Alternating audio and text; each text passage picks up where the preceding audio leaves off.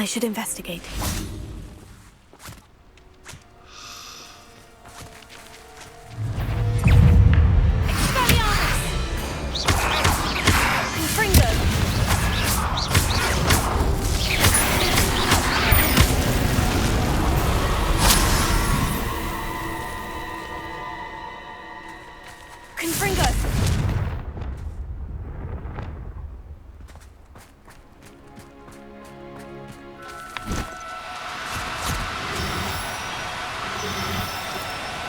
Now, I'm only trying to help.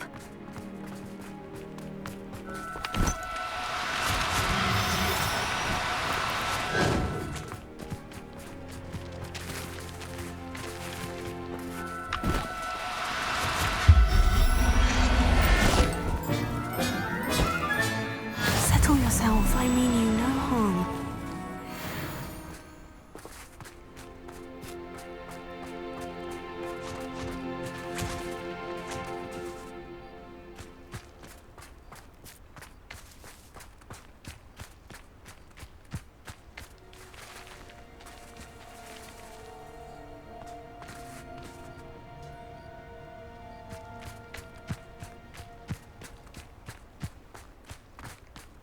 Revelio.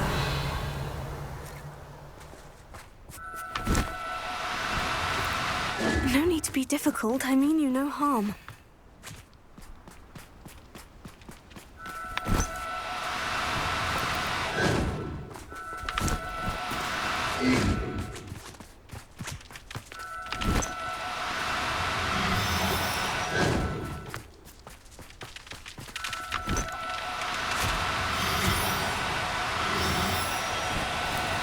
Do cooperate, won't you?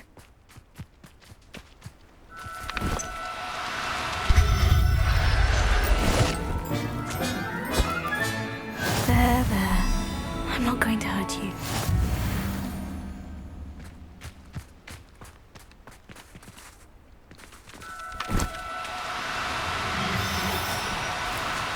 Oh, no, you don't.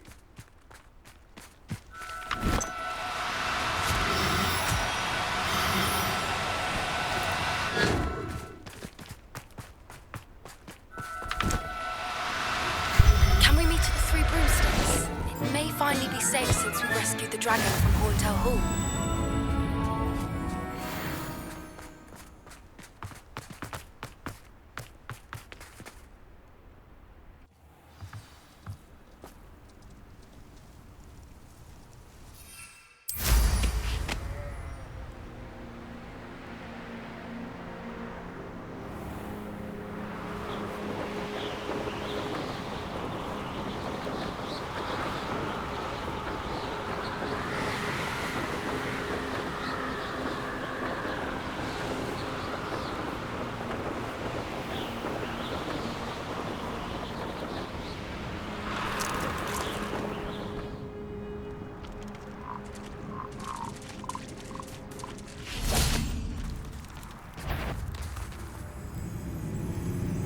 Revelio.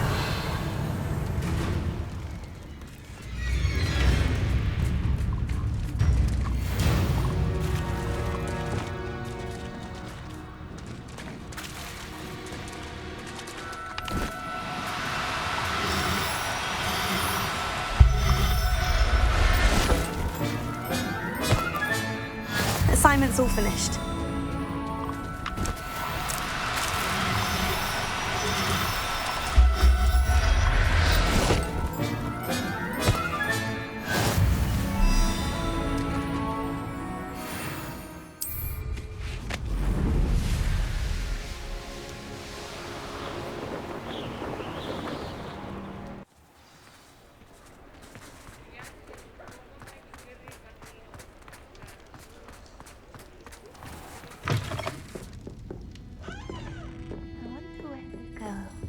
Over here.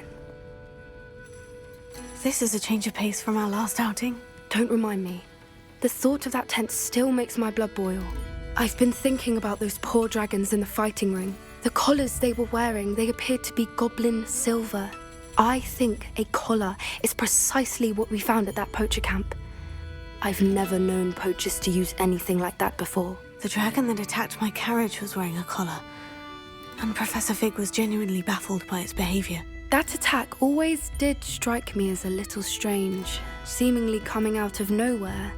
Surely you aren't suggesting that the collars somehow control the poor creatures? Exactly. Merlin, I don't think the dragon we set free was wearing a collar, but we should check. And if we can find her, we can return her egg. That's a good idea. We need to see this through. I'll start looking into it right away. There was something else that I wanted to discuss with you. I didn't want to press it before. It seems I may have caused you more trouble with Victor Rookwood. Why is he after you? Rookwood is working with Ranrock, and Ranrock is after something I found at Gringotts. Fig had a port key that led us there after the dragon attack. It's a bit of a long story, and Fig had asked that I not speak of it yet. Goodness. Well, that certainly helps to shed light on what we saw at the tent. Don't worry, I'll guard your secret as if it were my own. I shan't press for more details. In fact, I should probably be going. I'd like to track that dragon down as soon as I can. I'll let you know when I have news of her location.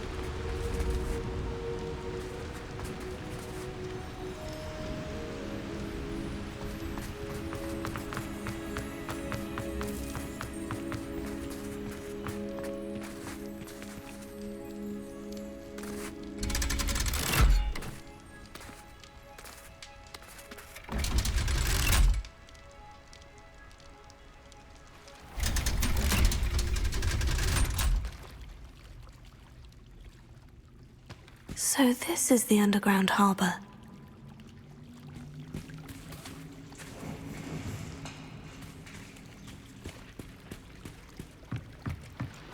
The Grey Lady.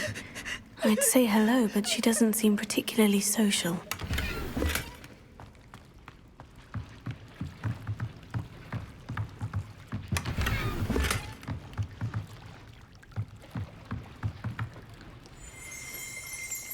Revelio.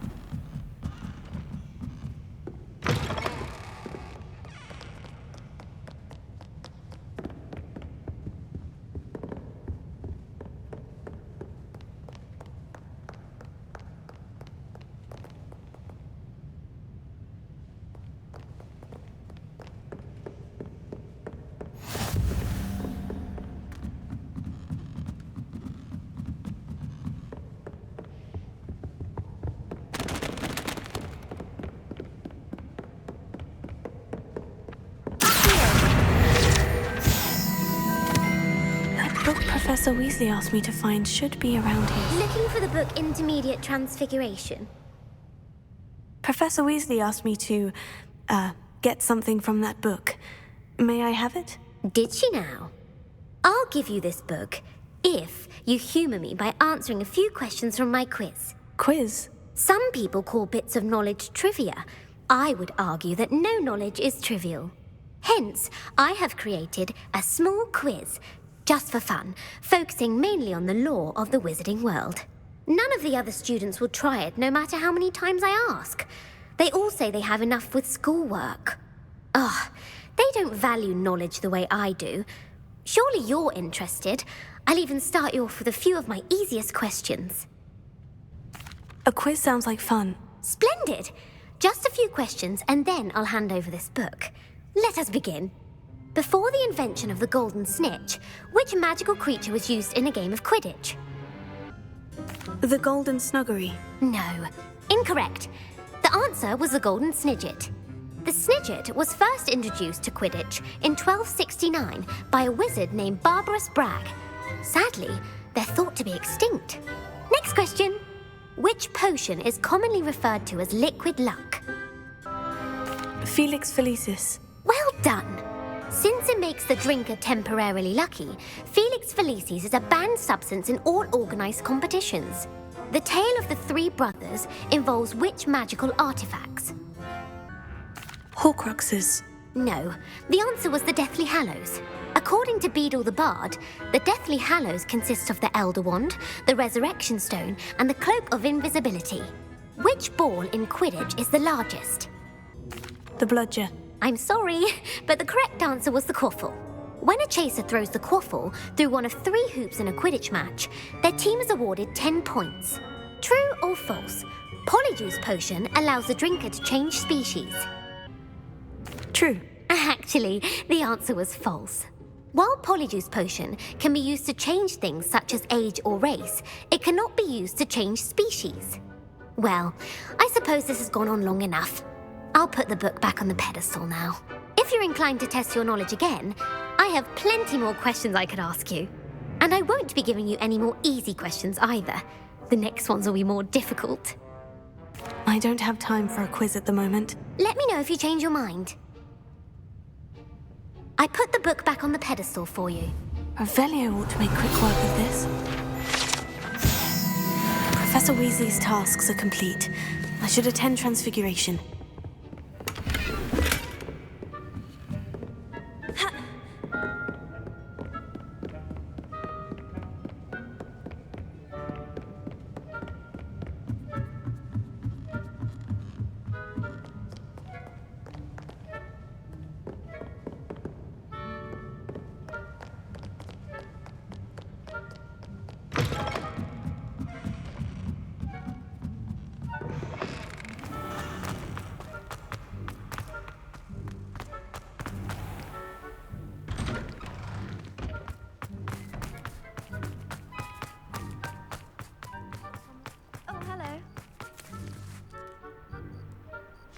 Uncle Roland sends his best. He often asks after you and his owls.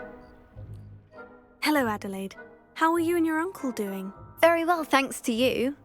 The more I learn about Ranrock's foul lot, the more astounded I am that my uncle survived. I looked back over his old owls and noticed that they included pertinent details about his rare metal deposits.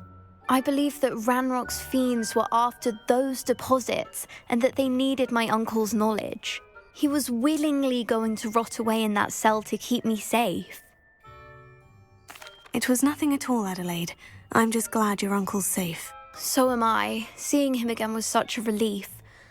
I told him that he must remain vigilant from now on. I, for one, can't help but look over my shoulder now whenever I leave the castle grounds.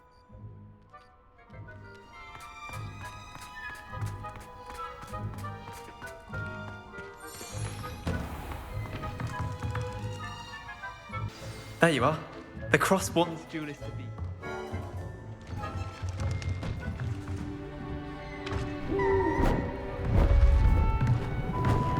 Beautiful. Goodness. Settle down. Settle down. Transfiguration, as you may be weary of hearing me say, is an exact science that can take a lifetime to master. But we needn't be daunted. Almost anything can be transformed if you can just perceive the potential within it. As I see in all of you, tremendous witches and wizards, every one of you. Or it could just be my eyesight. Now, you all know what to do.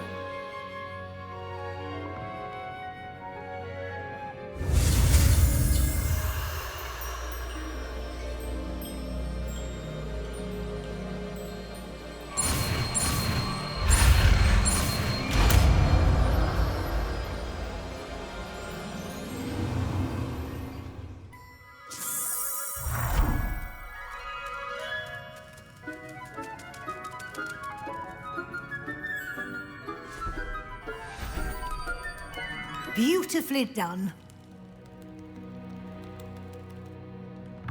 Class is dismissed. And remember, now is not the time to ease off your studying. OWLs will be... You wanted to discuss my progress so far this term, Professor. I did. You seem to have had no trouble in getting up to speed. And frankly, excelling in your schoolwork this year. Thank you, Professor. The extra assignments have been helpful. As I suspected they would be. Now, it seems you've been making good use of the opportunities presented by your field guide. Of course, the guide isn't the only measure of success. I've heard that you were able to grow a venomous tentacula. Growing such a magical plant is an accomplishment of which you can be quite proud. Thank you, Professor. I will say I'm especially impressed with all you've accomplished in light of the rumors of your extracurricular activities.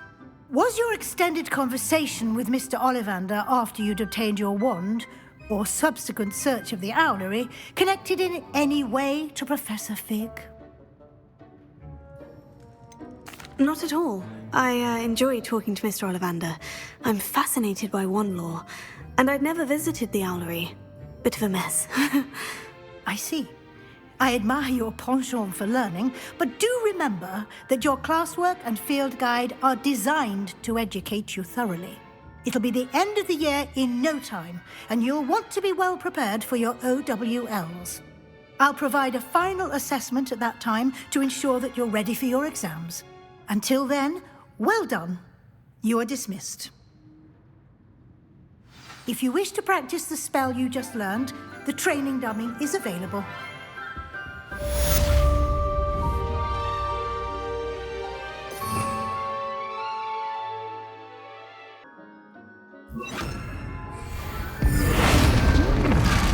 Glad to see you were paying close attention to my demonstration of the transformation spell.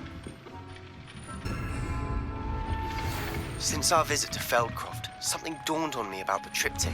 Maybe at the Overlook, just north of the Forbidden Forest, and I'll explain. The Daedalian! The helmet failed, but I have another idea.